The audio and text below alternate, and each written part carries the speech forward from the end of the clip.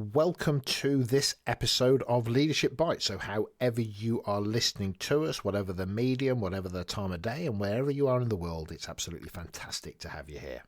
So I have Kevin Green with me on this episode. Kevin, as many of you that would know me would know, and for those of you that don't, has been a trusted member of the team. I've known and worked with Kevin for at least a couple of decades now, and I believe, on a personal note, that he is, quite frankly, one of the best facilitators I have ever had the privilege to work with and to know.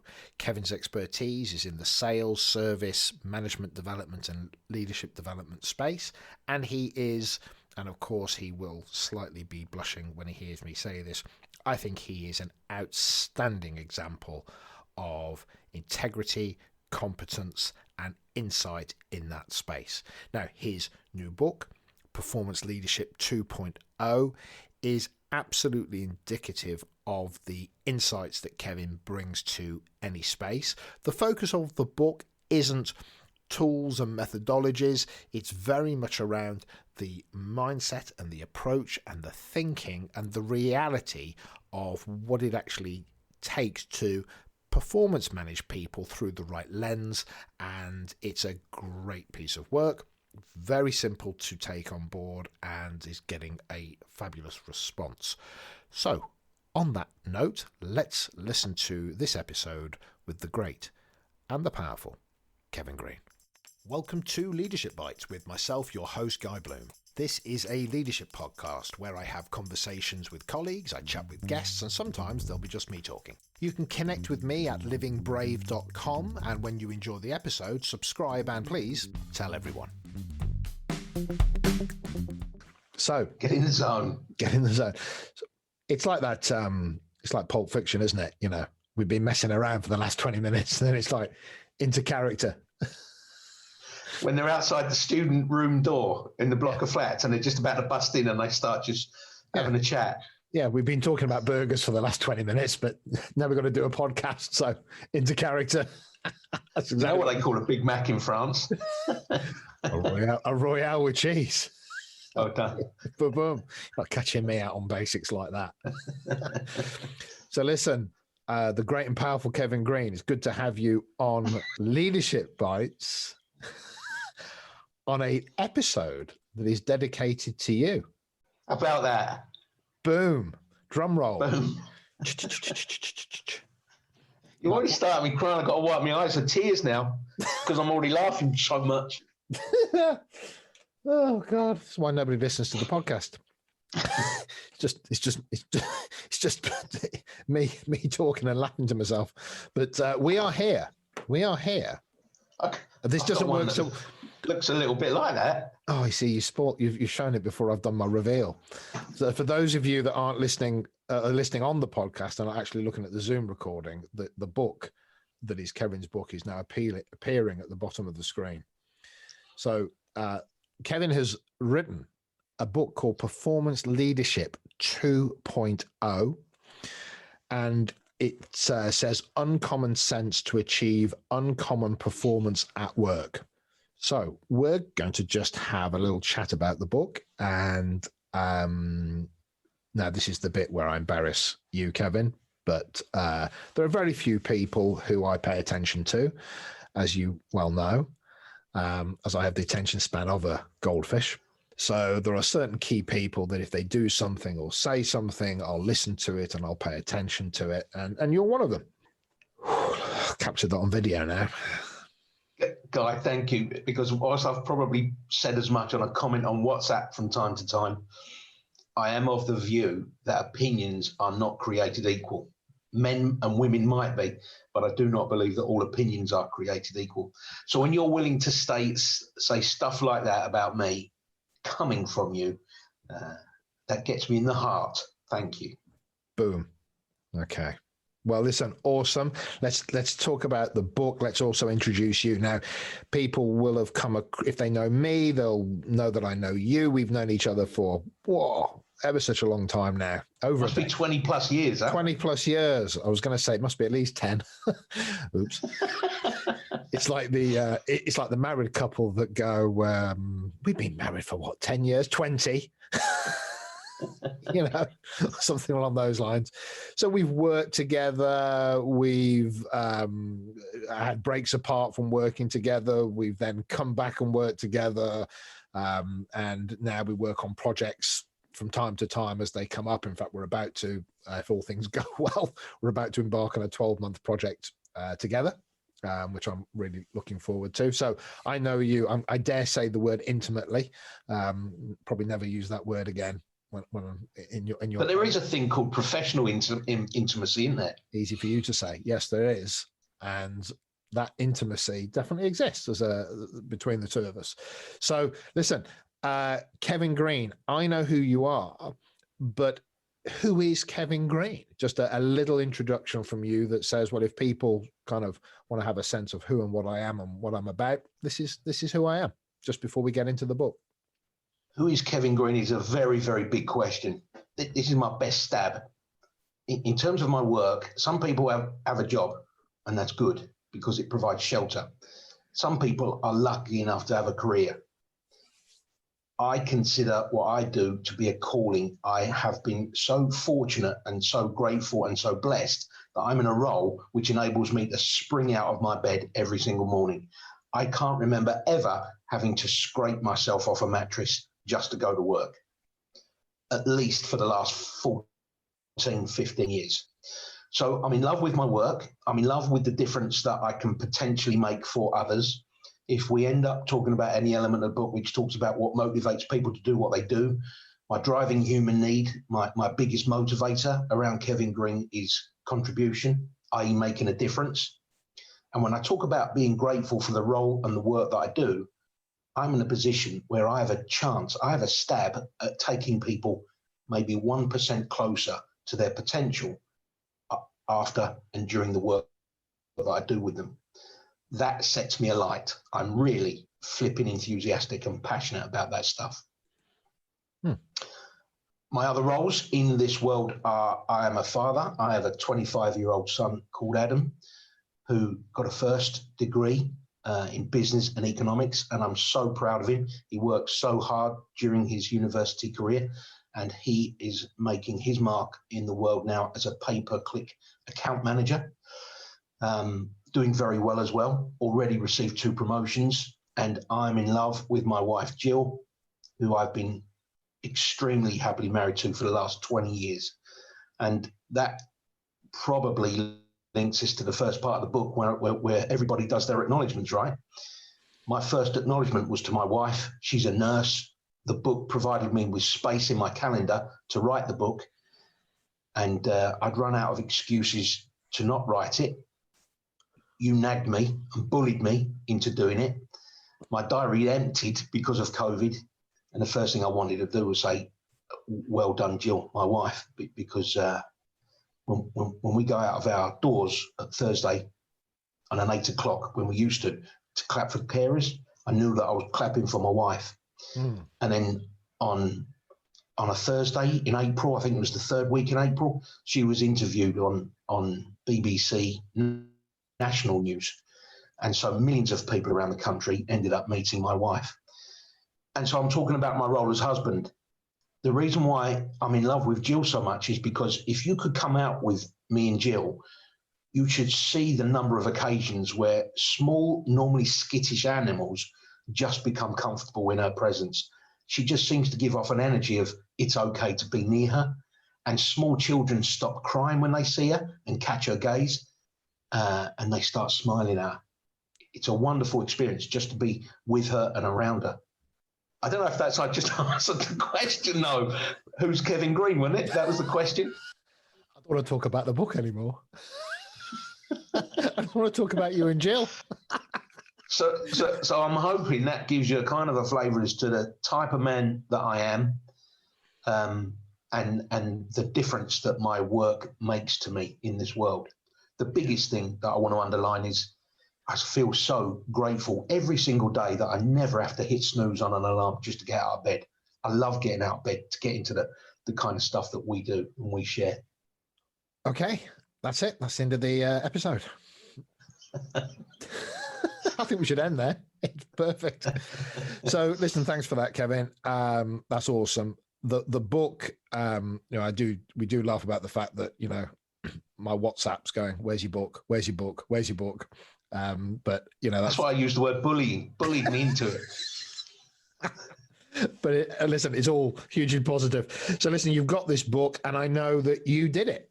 I know you didn't get a ghostwriter. I know you didn't get somebody else to do it for you. You did the book cover design. You've done everything. So it really is your the essence of what you're about and stuff like that. So we've touched on it slightly, but if I say what triggered it, because somebody bullying you doesn't trigger you to do it, but what was the reason for you? Maybe it's the purpose, maybe not what triggered it. Maybe what's the purpose of the book for you?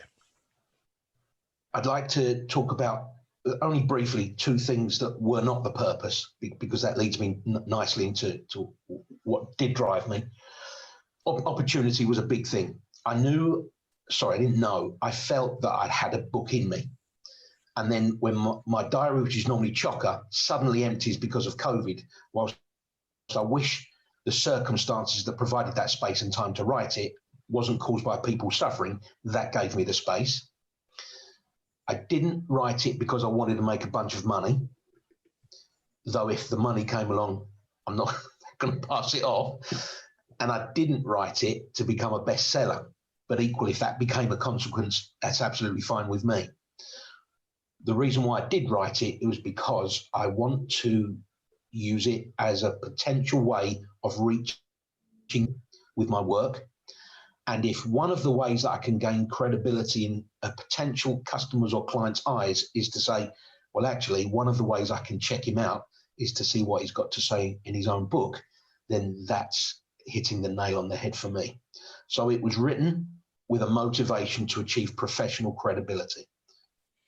But if you don't mind, Guy, if we go back to the earliest motivations around why, would you mind telling your story around why you ended up writing your book and the story that was triggered by you having a conversation with Mark Jansen?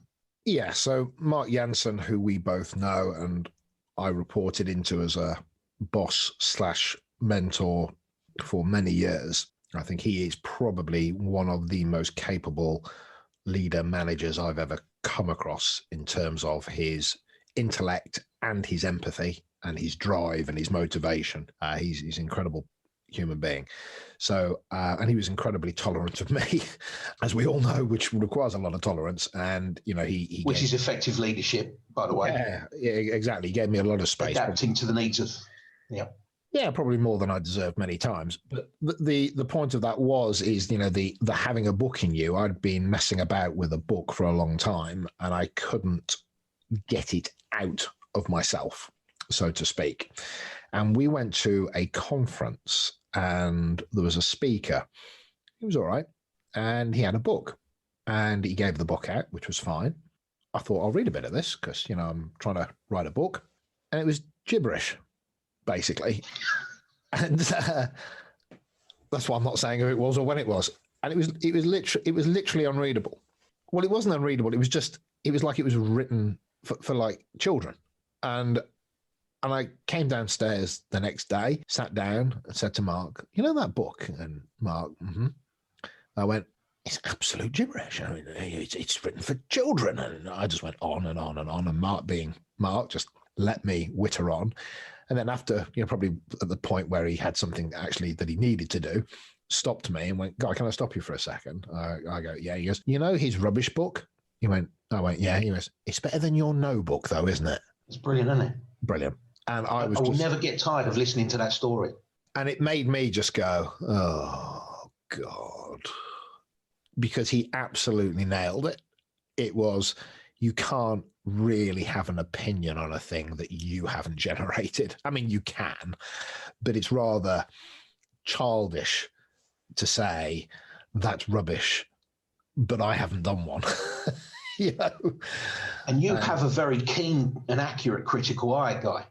But in the end, I think what Mark Jansen achieved there is self-awareness, accountability, and the fact that we realise that nobody ever builds statues for critics. It was a challenge. It was also a challenge. It was, it was him really saying to me, put up or shut up. And actually, if we think about what performance management, performance leadership is, it's not all in a room at 3:00 having your performance review, is it?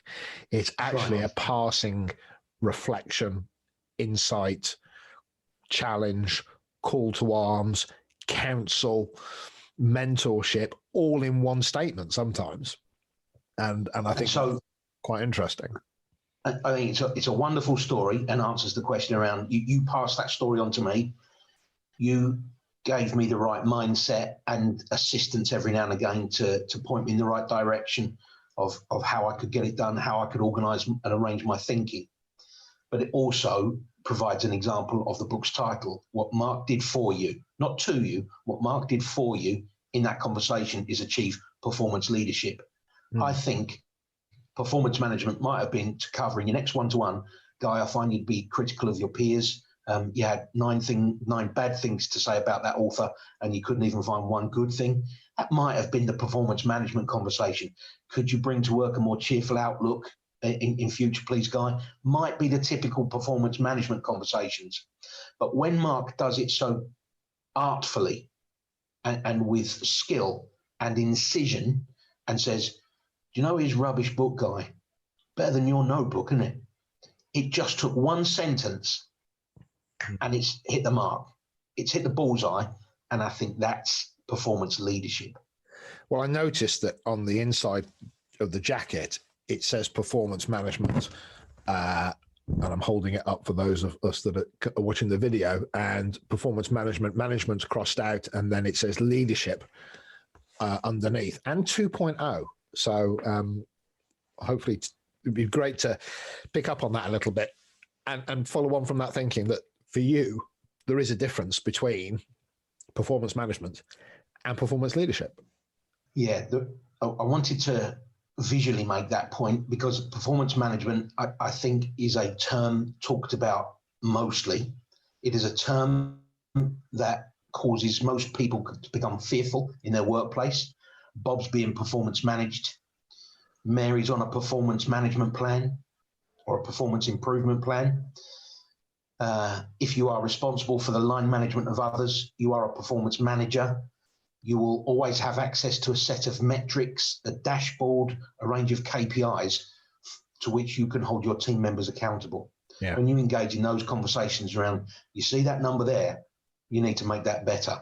That's performance management. And I think that occupies the bulk of performance conversations. And if we're having performance management conversations, can I speak to you in the office for 10 minutes? That's normally bad news. Normally comes with an award of a position. You are responsible for the line management of others. Performance leadership is behavioral. It's how you show up into a conversation that achieves breakthrough, realization, ownership and accountability. I'm responsible for my motivation. You are responsible for yours. What can I do in the name of supporting you and providing you with an environment that can cause your performance breakthrough? The example that we've already used is, his rubbish book is better than your notebook. That's performance leadership. And it takes more thinking, it takes care, it takes consideration, and it's not all of the time dependent on a set of metrics. 2.0, I wanted to try and make a suggestion immediately to the potential reader that we're not starting at square one. So how can I capture that and represent that visually? So what's beyond basic, I hear the term 2.0, and just to make sure that I wasn't going to embarrass myself, I researched the term 2.0, and it says what I hoped it would be saying, i.e. it's a reinvigoration, it's the next level, it's a second step, and maybe beyond. So whilst I believe if you are of reasonable intelligence, you will pick up the contents of my book and get it, I think the 2.0 stuff is bringing the craft and bringing the art of your performance conversations. which ends up being leadership of performance through your behavior, not performance management by metrics and data. So there's something here about, it's not an instead of, am I right? It's an and.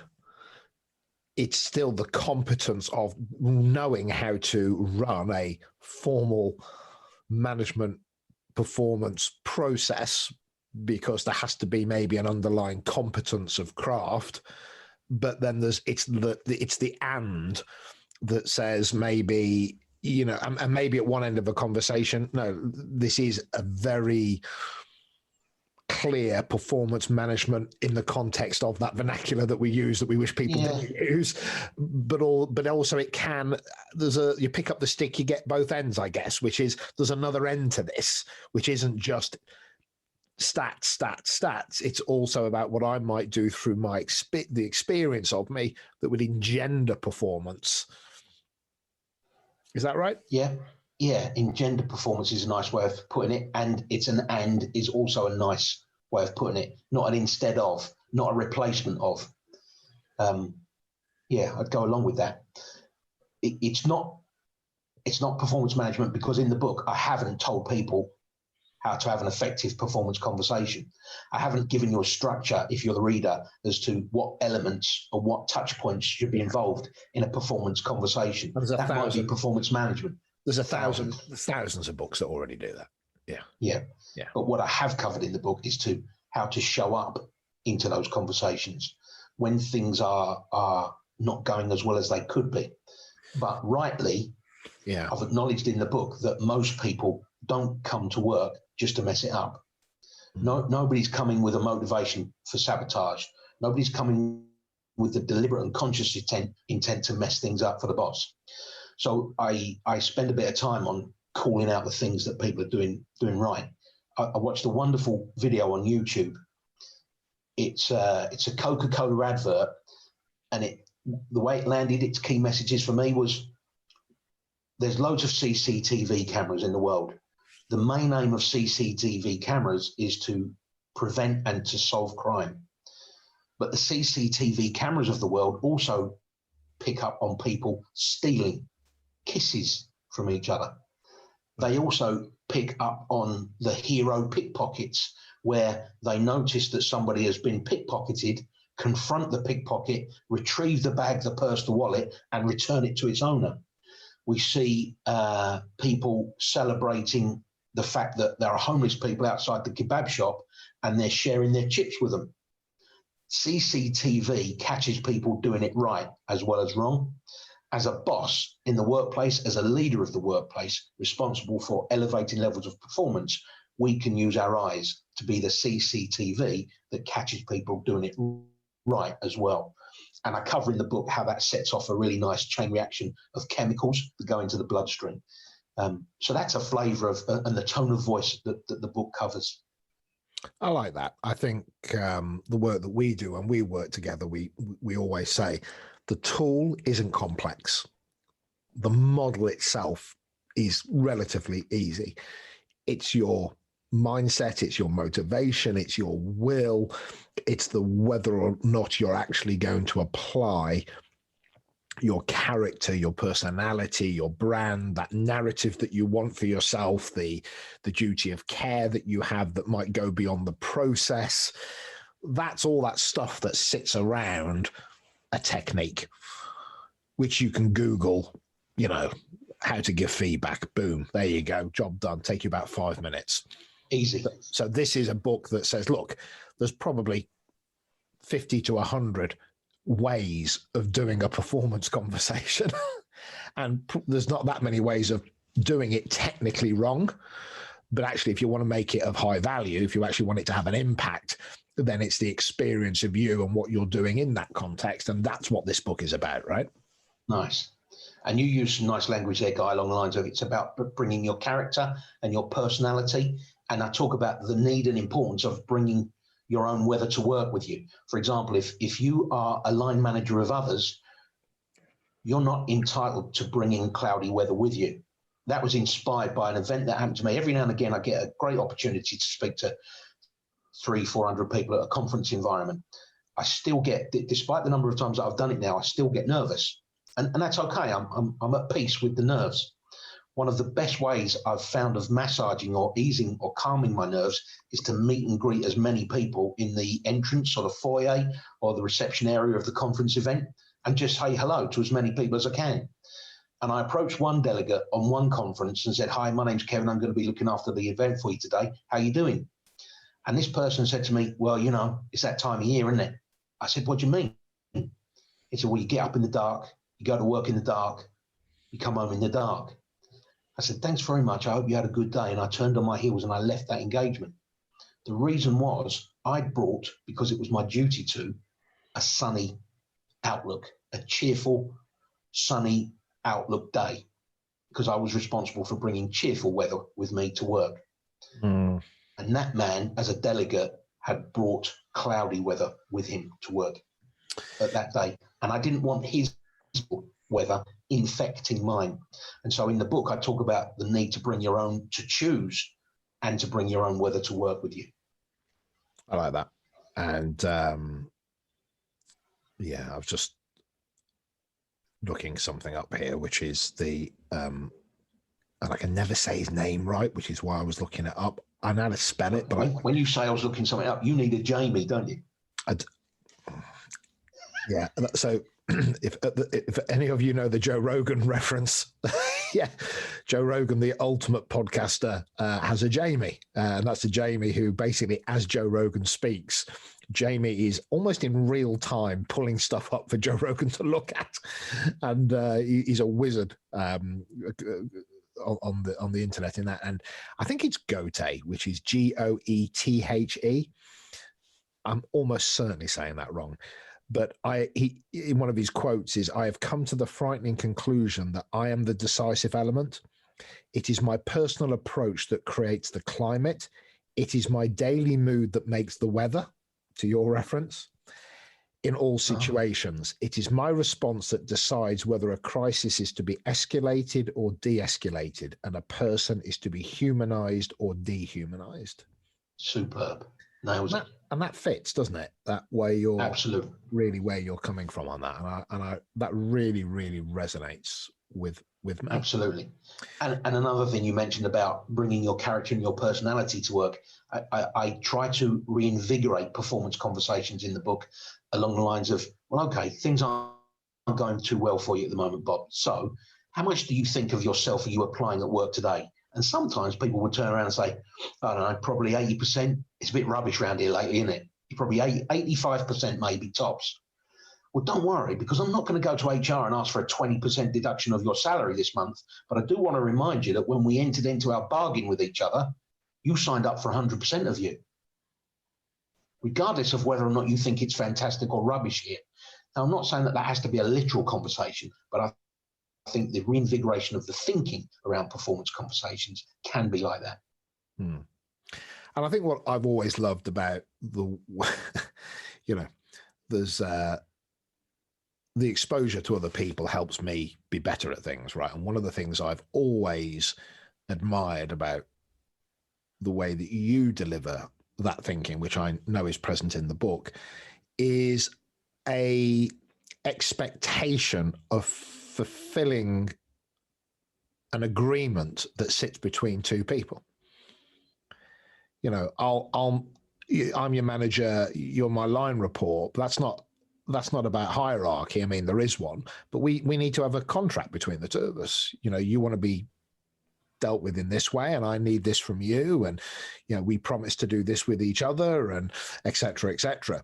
And so I always see that way of your verbalizing, am I right in saying, and have we understood each other, and would it be fair to say, because you're going down that road of, there might be a process here, but this is really about what you and I are agreeing. This is really about the honesty between the two of us and how genuine that can be. And I think I find that, that's a truth for the context of having high quality conversations, but I really see that present, and I feel that in the book as well. Thank you for that, Guy, because I'm really big on two things. Number one is permission, i.e., I won't just comply with your view. I'm here for the learning as well. So if I'm not on board with your view of the world, because none of us view the world as it is, we only view the world as we are. And we're running all of this stuff through our own filters before it comes out of our mouth and out and off our lips. So if I don't agree with you, I'm seeking to understand you first before I judge you or form a hard and fast opinion about your view. So I'm big on permission and saying, actually, Guy, I'm not on board with the way you've just described that. Can we dig a little bit deeper? Because I'm curious. I want to make sure I understand you before I challenge you. But I'll seek your permission to do that. And that normally makes you feel safe under the weight of a challenge. So I'm big on permission. And I'm also big on summarizing, because I don't want to have a 30-minute performance conversation with somebody with me exiting with one view of what we've just agreed and you exiting with a completely different version. So for every chunk of conversation, I don't care if that chunk is 2 minutes or 20, I'm going to press pause. So Guy, so far, I think we're signing up to, or Guy, am I right in saying, which was the language you used. So those are two things that I'm big on: permission to challenge normally, so that I can understand you, and summarising to make sure that I'm on the right page with you.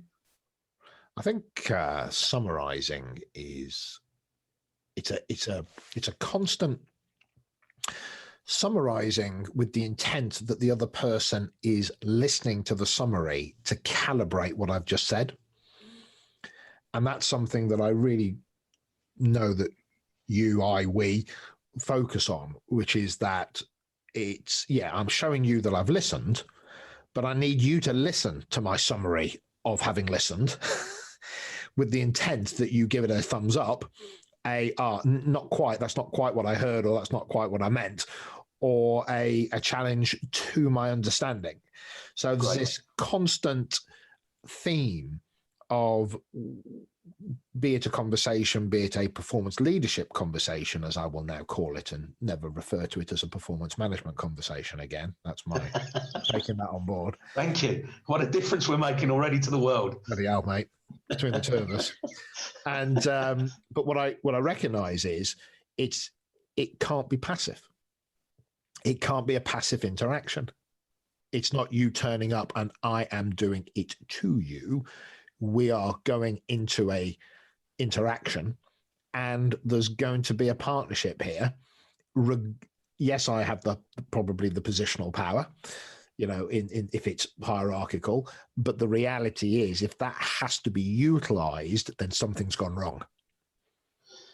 And I have to come to the realization and acceptance that if I only ever wield hierarchy, positional power with you to influence you, I'm never going to get the best performance from you.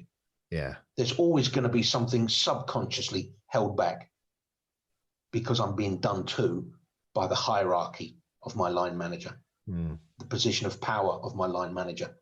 The other thing that I think we achieve when we take time to summarize well, accurately and skillfully, is probably not the best choice of words, but I end up scoring quite a lot of points with you because you now know that I've shown up into this conversation to understand you, not to respond to you, not to press on with my agenda for you. So the better I am at summarizing your view of this situation, you know that I'm invested, you know that I care, you know that I've paid attention, and your voice is therefore heard and valued. Yeah. That's achieved by summaries as well. What's the reaction to the book been so far, Kevin? It's early days. Like I said, I never wrote it with the motivation to sell thousands, but with relief, all of the reviews so far have been 5-star on Amazon. The biggest risk that I took was asking my brother-in-law is an entrepreneur. He owns property in the northeast of England. As his home, he bought an old hotel and just converted it to his house. The only reason I'm saying no, he trades money. He trades not stocks and shares. He trades futures, foreign exchange. It's a different world to me. Maybe you as well, but he's clearly a very switched on and intelligent man, and he's made his money a couple of times over. So as an entrepreneur, I knew out of maybe just family loyalty. He was always going to buy his brother-in-law's book. But because he is so flipping comfortable in his own skin, my biggest fear was he would write a review. And if he thought it was garbage, he's earned his right to call it garbage. And he would have, even though I'm family, he would have entered 1 star and say, what a waste of time that was.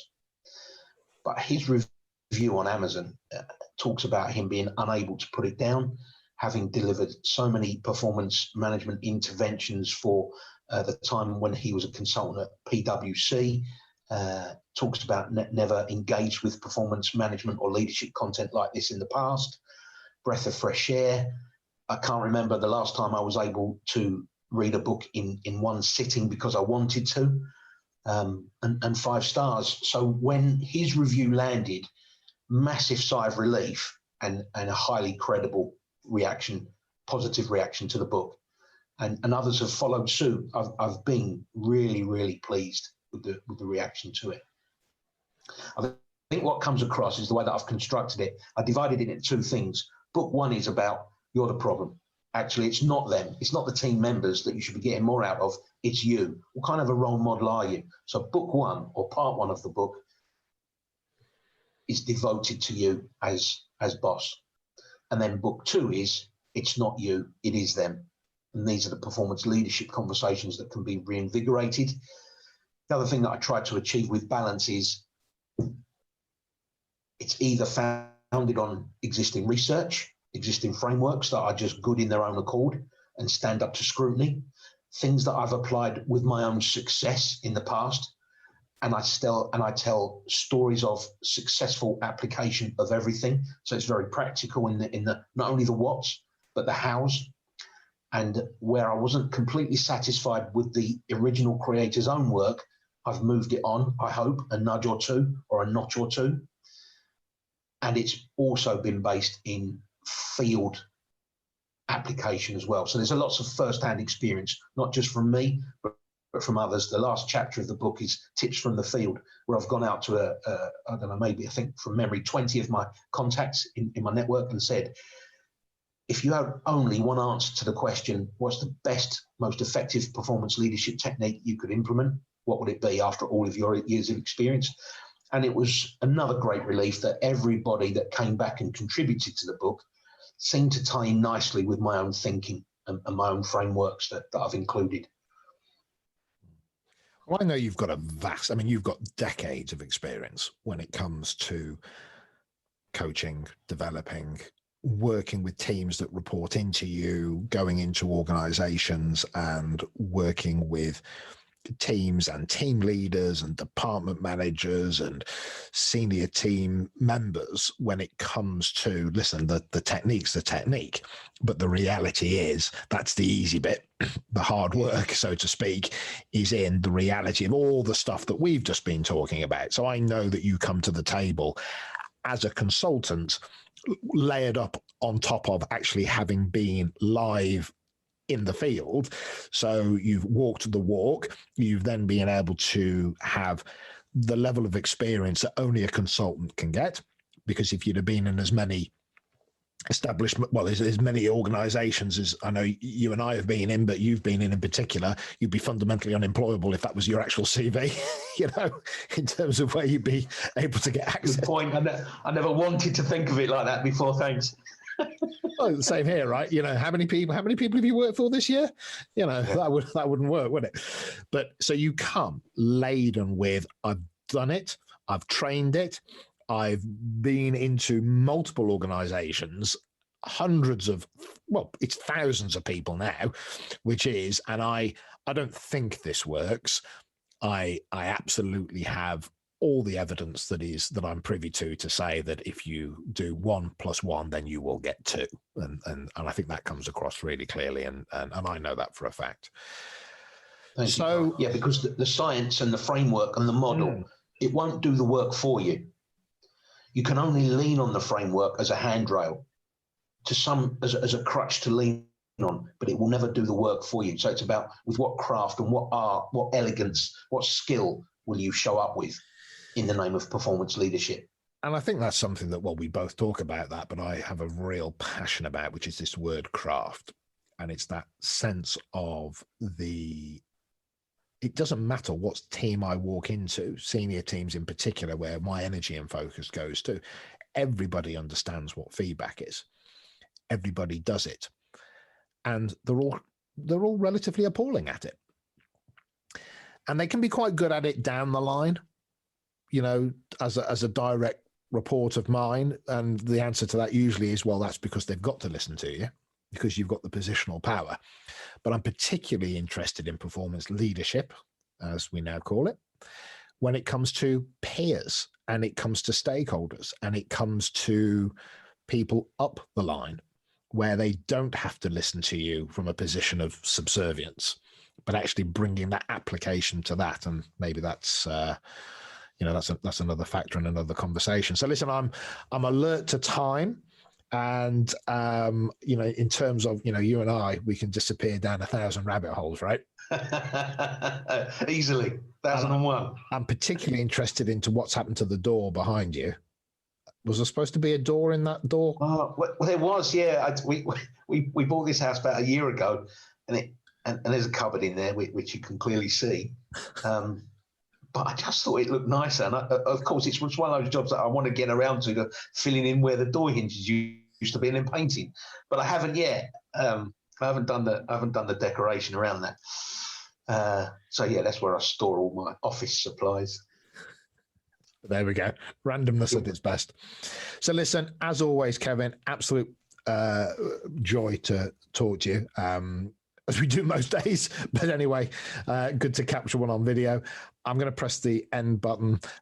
Your book, Performance Leadership 2.0, obviously on Amazon.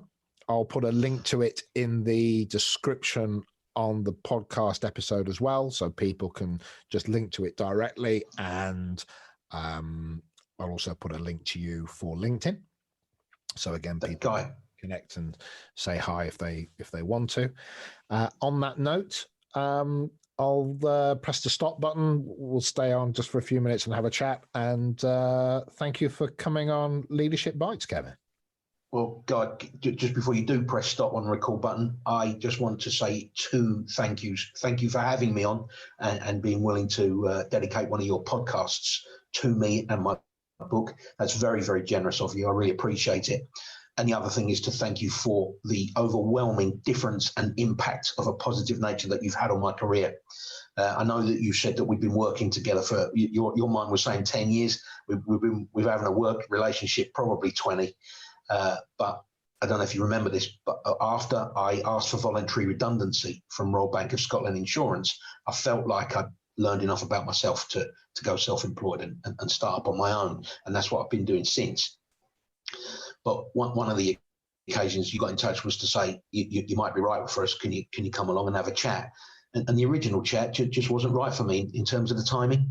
And then you got in touch about 6 months, maybe even 12 months after that, and we got together again. And this time it was right in terms of look, feel, what the relationship could be.